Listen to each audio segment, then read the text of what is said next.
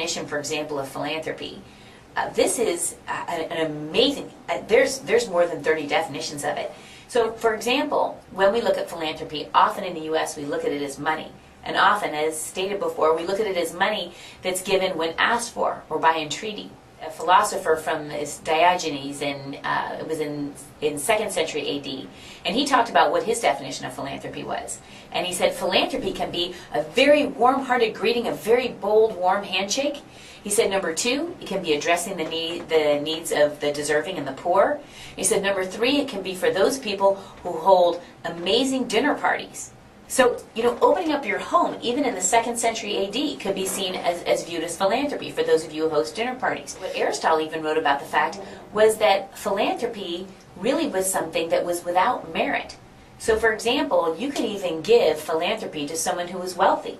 What if someone who's wealthy needs philanthropy? And what I mean by that is not that they need money, but they might need a kind word. If you look at some of the Muslim definitions, this goes into zakah, for example, which is actually kind of a required tithing of wealth, almost like a wealth tax, that's kind of agreed upon now that's about 2.5%, and that wealthy individuals should pay this wealth tax.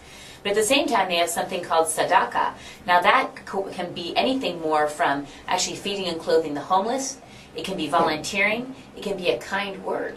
Or if you look at back in Confucian's time in China, that actually is more about philanthropy not being known. So when someone gives, they shouldn't actually be known. They need it to be quiet. That list goes on because we can define philanthropy forever.